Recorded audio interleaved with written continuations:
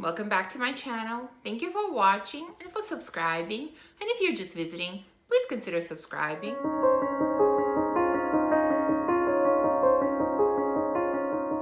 So welcome back to part 2 of my fragrance year wrap-up series. I've shared with you my most worn niche fragrances in part 1, and now it's time for my most worn designer fragrances. Let's start with the 2 that I have probably worn the most this year.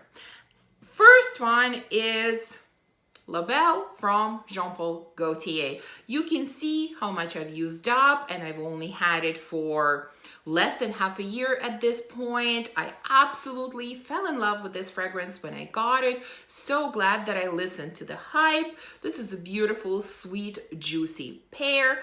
There's something incredibly addictive about this fragrance. I can easily wear it every single day, and I don't think I would get sick of it. So I have been using it a lot. I will continue to use it a lot, I am sure.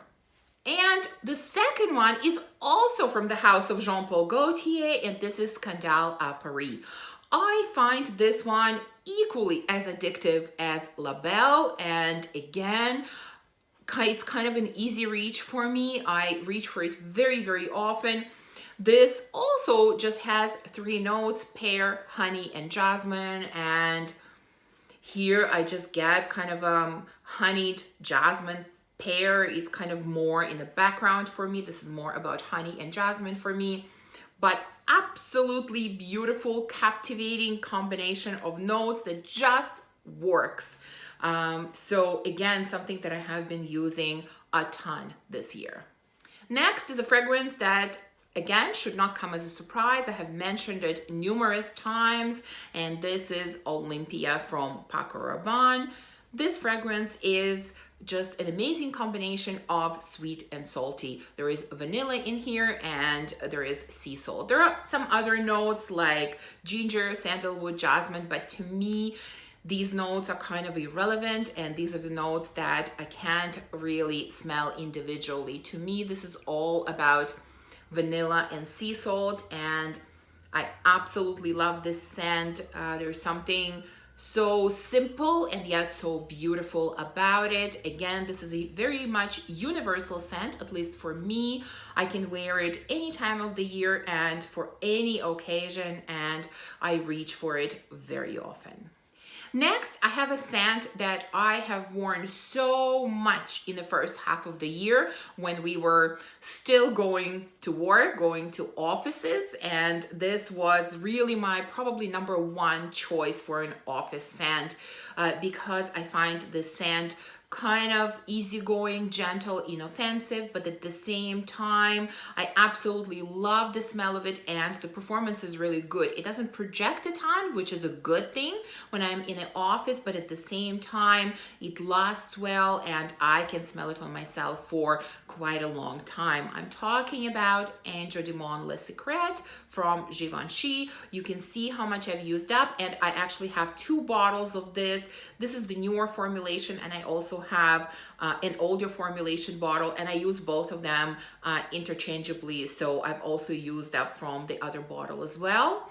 And this scent is about tea for me. It's a cranberry tea with lemon. As you know, I love tea scents, and this is definitely one of the best because cranberry just adds really great kind of fruity touch to this. It makes it a little bit sweeter and a little bit fruitier. There are also some woody notes and patchouli in here, but again, those are not kind of important notes to me, not the notes that I really smell in this fragrance.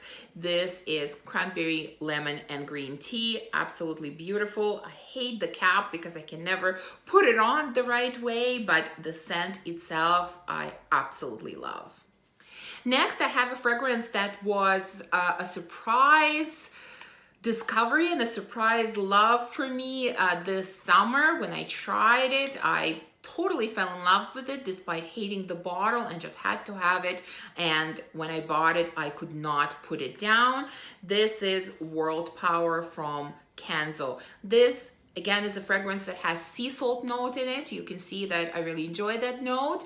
And there's also tonka and cypress, and This just makes me feel like I am somewhere near an ocean. I'm walking on the beach and I can smell the sea breeze, and it's just beautiful, comforting. It is sort of slightly sweet, but it is also very refreshing at the same time. Just a very calming type of scent for me. And again, it has an addictive quality to it for sure. So I have been using it a lot. Next, I have a fragrance that I purchased probably about a year ago, maybe a little bit more, so sometime last fall. And this is a scent that I wore so much through last winter, and that's why it had to be on this list. I'm talking about Angel Muse from Mugler. This is a beast of a fragrance, as we all know. And this has hazelnut spread and patchouli. I mean, there are a lot of other notes, but really it's about these two. This fragrance definitely makes a punch, it makes a statement, and it is sweet, but at the same time, of course, patchouli is very strong. So it's for those that enjoy the note of patchouli.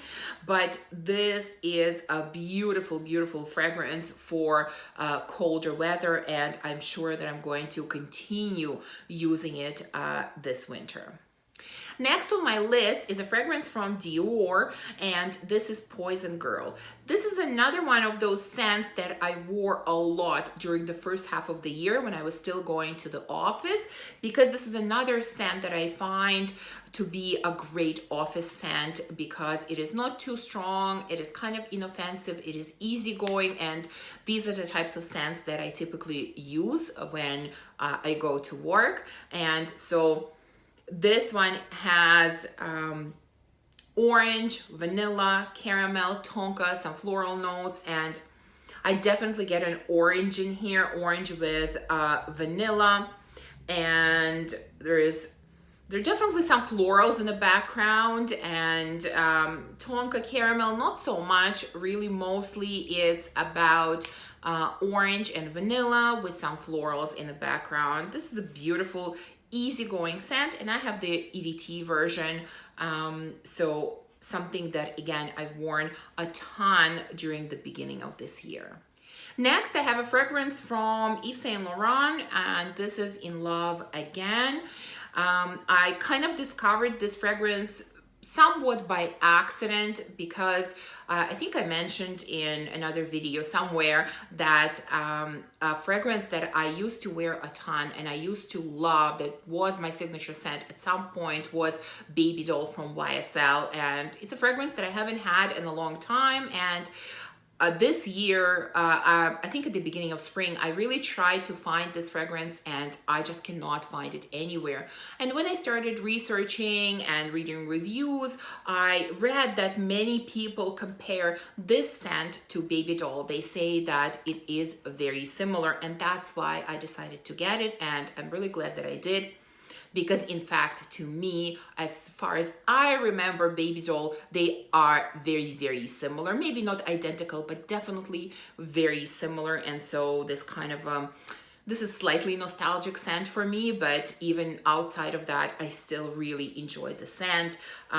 This has rose, peony fruits, and musk, and it's just, the scent is mostly about peony to me, kind of a musky peony, and then, you know, you have a rose somewhere there. I mean, typically peony and rose go together, and I really love both of these floral notes. These are probably my absolute favorite floral notes, rose and peony, and just makes a beautiful kind of bubbly, girly, easygoing type of scent. It sort of gets a slightly champagne-y vibe, like I said, bubbly champagne-y vibe. And so I really, really enjoy wearing this one in the spring and summer. The next one on my list is from Guerlain, and this is La Petite Robe Noir Intense. This is my favorite flanker of this line of La Petite Robe Noir.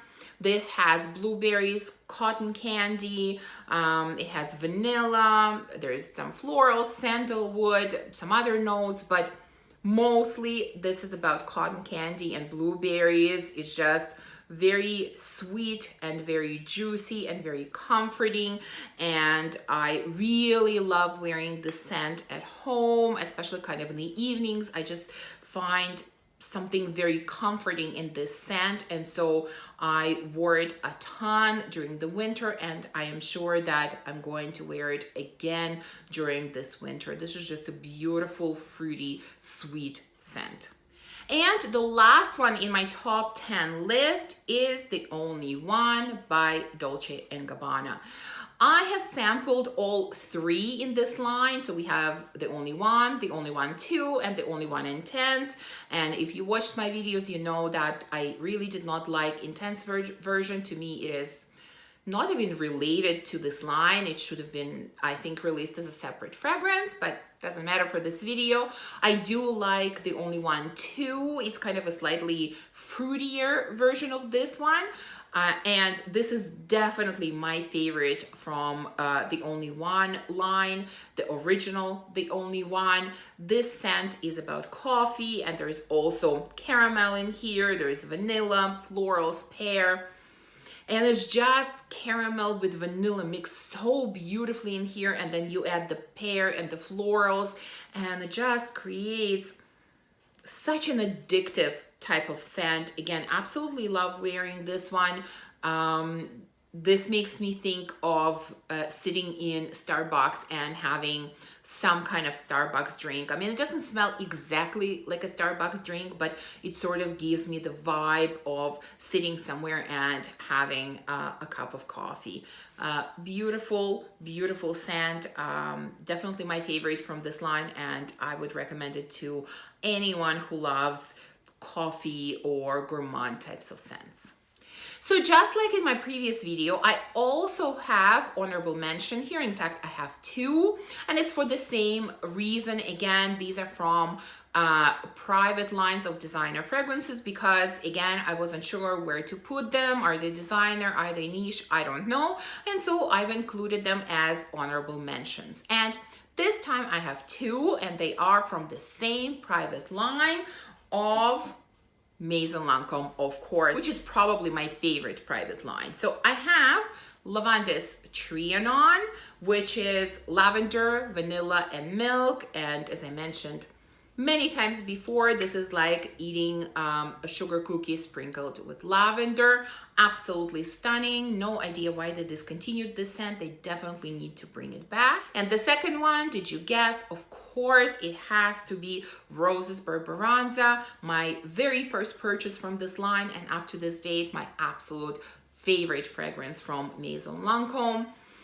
This is a stunning, sweet, slightly boozy rose with some nuttiness. So there is a blast of pistachios at the beginning, and then it settles into sweet, jammy, boozy type of rose. It's just outstanding, stunning, stunning fragrance. I really love all stages of this fragrance. I know some struggle with the opening, but for me it works from the beginning until the end, and performance on this one is absolutely outstanding. When I spray it in the morning, it lasts through the whole day with beautiful projection and sillage and just outstanding fragrance. So I have worn this one a ton this year, although if you look at the bottle, you cannot tell, it looks basically full, but I need so little of this scent that, you know, I think this bottle will last me for a very, very long time. So this concludes my list of my most worn designer fragrances of this year. I hope you enjoyed this video, and if you did, please remember to give me a thumbs up and subscribe, and I will see you soon in part 3 of this series. Thank you for watching. Bye.